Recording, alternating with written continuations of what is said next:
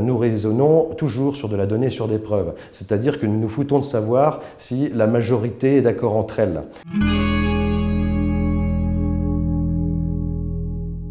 Alors le syndrome Asperger, c'est une classification qui est plus ou moins en train de disparaître dans l'autisme.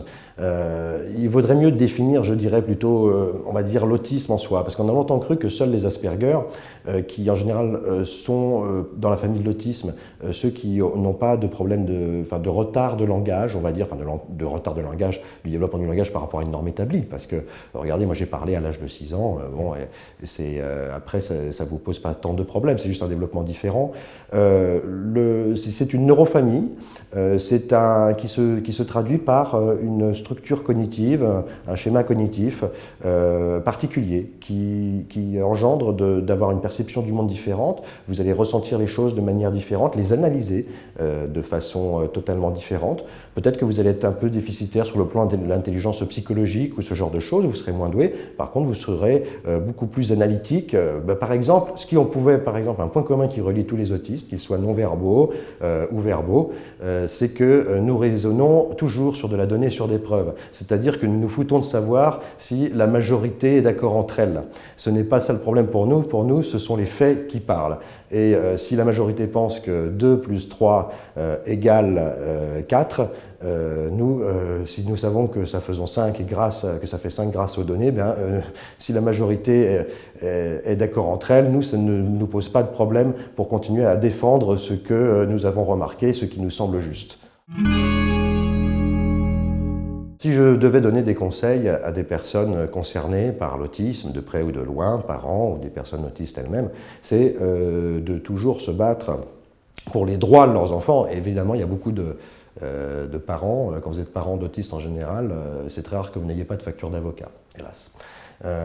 Il faut tenir tête contre les services sociaux, contre l'ASE par exemple, qui organise souvent le placement abusif d'enfants. La France trône en tête du palmarès des placements abusifs d'enfants par exemple.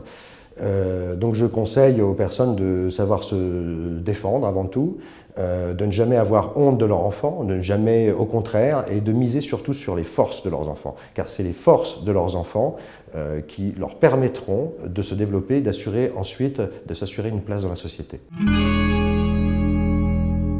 La place des autistes en France reste dans les institutions dont ils ne sortent que très rarement, voire jamais. Il est temps que ça change, la place de l'autisme doit être dans une société inclusive. Or aujourd'hui, nous sommes dans une société égalitariste. Nous devons sortir de ce paradigme et enfin aller vers le paradigme de l'intelligence multiple, car nous ne jugeons l'intelligence de l'individu que sous un seul critère, le critère du verbe, de la communication, de l'image et du paraître. Moi-même, quand j'étais non-verbal jusqu'à 6 ans, on m'appelait le cerveau lent à l'école. Et c'est le cas de beaucoup d'entre nous. Il faut reconnaître tous les types d'intelligence, et en particulier l'intelligence autiste qui aujourd'hui est sous-exploitée. Nous nous privons d'un réservoir d'intelligence totalement inexploité qui pourrait être extrêmement salutaire pour notre pays, que ce soit sur des questions sociales, géopolitiques, sur des tas de domaines.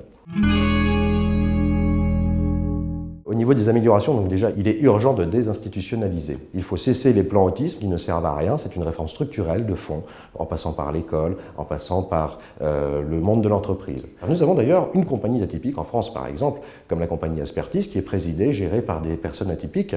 Et il serait urgent, au niveau géopolitique et au niveau sociétal, de lancer ce programme qui impliquera également d'énormes bénéfices politiques en France.